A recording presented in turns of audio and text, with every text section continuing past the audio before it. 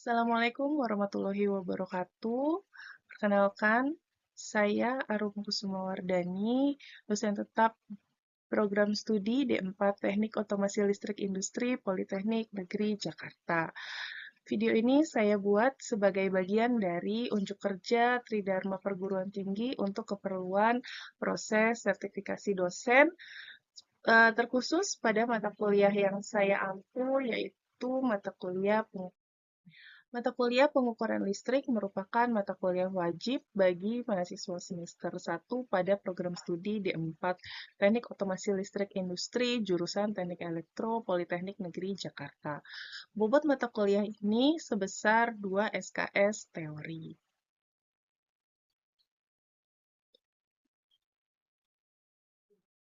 Mata kuliah pengukuran listrik dengan kode OLI 1104 membahas tentang pengukuran listrik pada bidang teknik elektro yang meliputi simbol dan prinsip kerja alat-alat ukur listrik, terutama multimeter, wattmeter, kWh meter, current trafo, potensial trafo, serta alat ukur tahanan isolasi, tahanan pembunyian, dan osiloskop.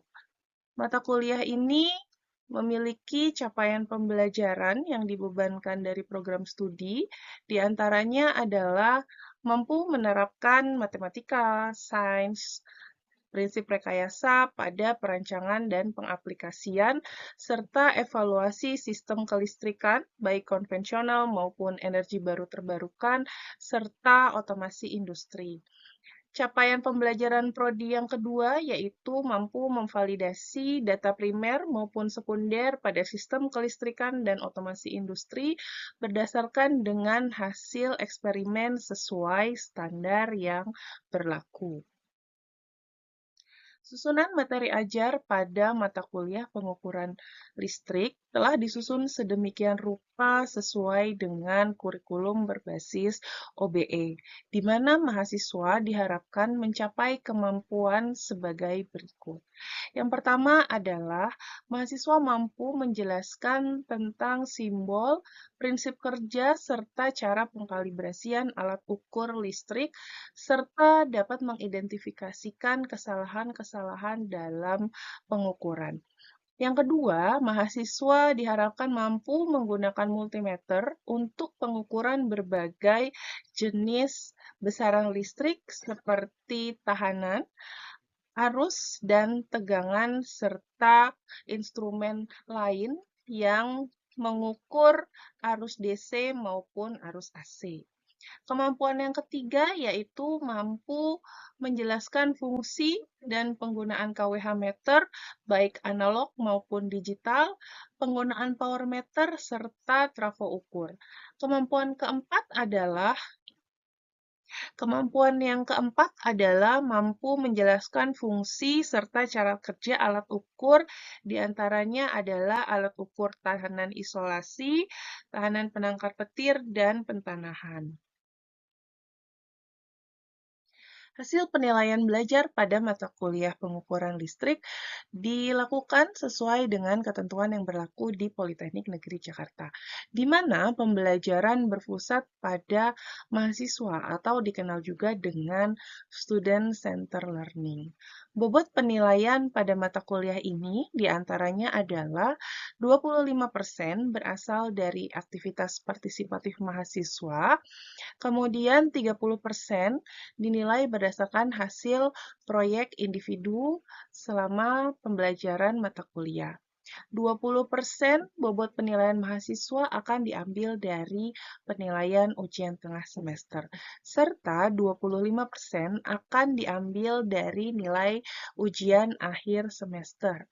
Hal ini digunakan untuk memastikan bahwa mahasiswa tidak hanya memahami pembelajaran secara teori, tapi juga memastikan keaktifan mahasiswa turut menjadi komponen penilaian yang berkontribusi terhadap ketercapaian output pada pembelajaran ini.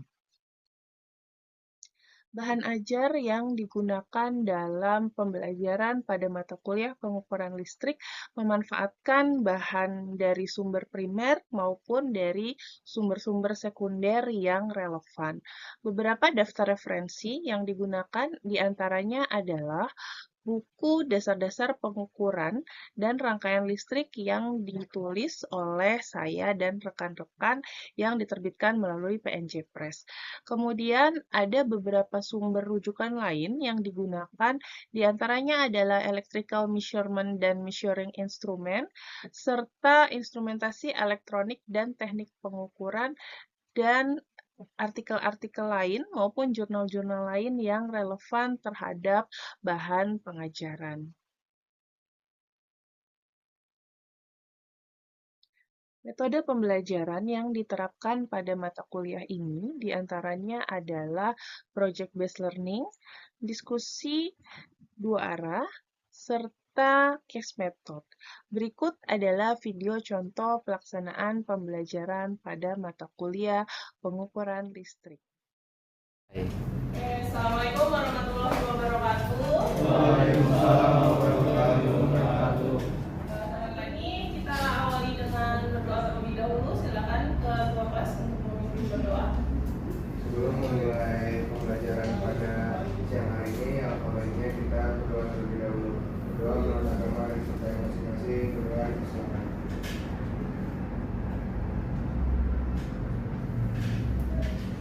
Amin. Berdoa selesai. Memberi salam. Assalamualaikum warahmatullahi wabarakatuh. Waalaikumsalam warahmatullahi wabarakatuh. Saya terlebih dahulu ya. Salwa, Aldarida, Rio, Adit, Bulan Sakti, Ayo, Bu. Radit, Ayo, Bu. Yanika Zikri, Iman, Hadir, Bu. Sakti, Hadir, Bu. Ridwan, Hadir, Bu. Bimata. Oke, hari ini hadir semua. Kita akan masuk ke pembahasan tentang multimeter. Ya, kita melanjutkan minggu lalu kita sudah membahas tentang jenis-jenis alat ukur. Ada yang masih ingat jenis-jenis alat ukur yang kita pelajari di minggu lalu? Ada yang masih ingat? Siapa? Adit masih ingat?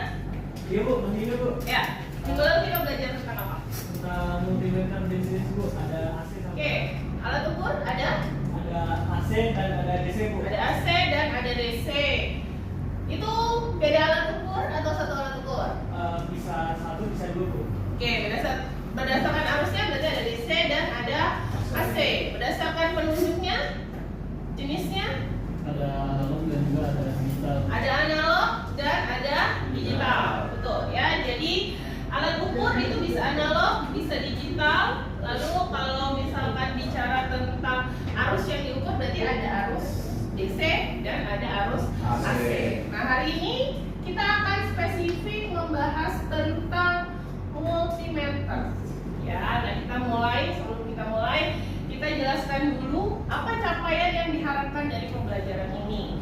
Ya, jadi yang diharapkan adalah kalian akan mampu melakukan kalibrasi alat ukur dan penguasaan daerah pengukuran, serta menjelaskan fungsi serta menggunakan multimeter untuk mengukur nilai tahanan, nilai arus, dan nilai tegangan. Ya, untuk bahasan ini ada 5 subtopik bahasan. Yang pertama ada penjelasan tentang multimeter, lalu penggunaan multimeter sebagai ohmmeter, lalu penggunaan multimeter sebagai voltmeter. Yang keempat ada penggunaan multimeter sebagai ampermeter, dan yang kelima adalah proses kalibrasi dan perluasan alat ukur. Jadi ini yang akan dipelajari tentang multimeter.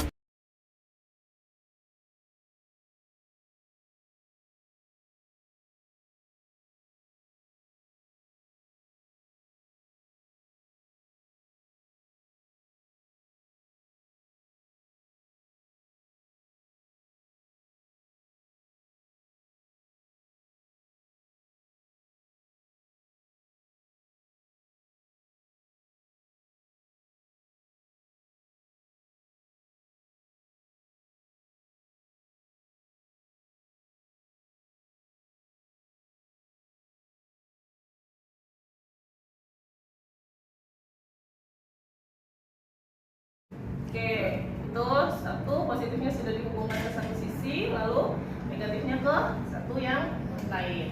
Oke. Nah, bagaimana jika rangkaian resistornya di seri? Ya, itu misalnya saya punya gambar yang sama.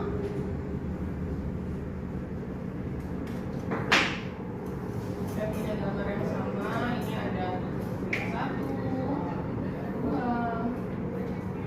3. Ya, ini adalah R1, ini R2, ini R3. Itu digambarkan mengukur masing-masing nilai R. Ya, bagaimana jika gambar rangkaian R1, R2 seri, lalu R2 dan R3 seri, serta R1, R2, R3 seri. Ada yang bisa menggambarkan gambar rangkaian pengukurannya? Ada yang mau maju? Oke, yang pertama buat R1 dan R2 seri kita hubungkan probe yang pertama di ujung R1, kemudian probe satu lagi di ujung R2, kemudian hubung ke alat ukur R. Oke, udah. Satu saja, yang satu lagi. Oke, silakan. Git. Untuk yang bagian 2 dari R2 ini R2 Ya. ini ke R3 ini. Oke. R. Oke, R1, R2, R3 seri, ada yang mau coba? Oke.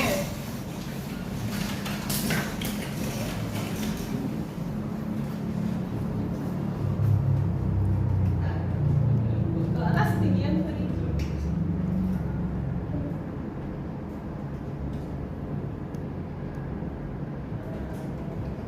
Oke.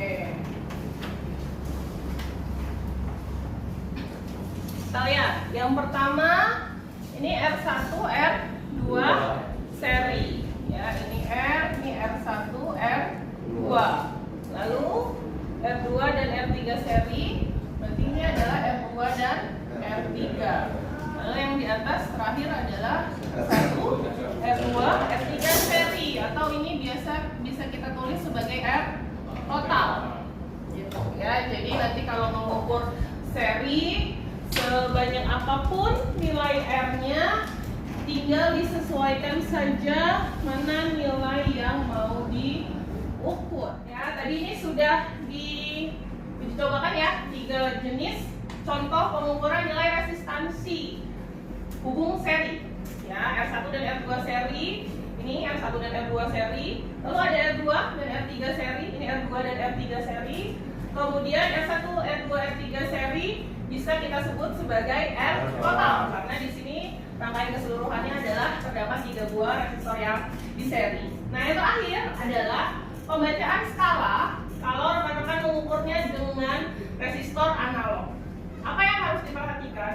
Yang harus diperhatikan adalah selain rekan-rekan memperhatikan angka yang ditunjuk pada jarum, yang harus diperhatikan selanjutnya adalah berapa faktor pengali pada alat ukurnya.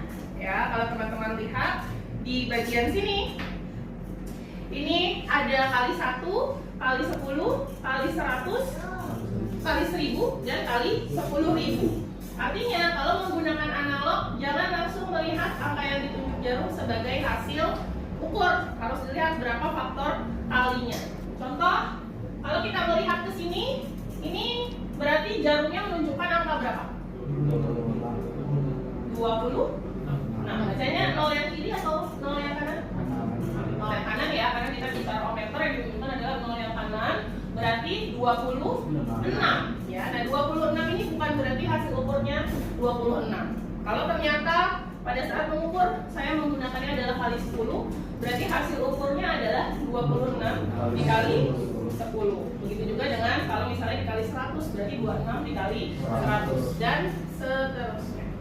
Itulah tadi bahasan hari ini tentang multimeter sebagai ohmmeter. Ya, tadi ada 3 hal yang harus diingat. Yang pertama adalah pengukuran ohmmeter harus dilakukan tanpa tegangan kalibrasi, betul, atau zero adjustment.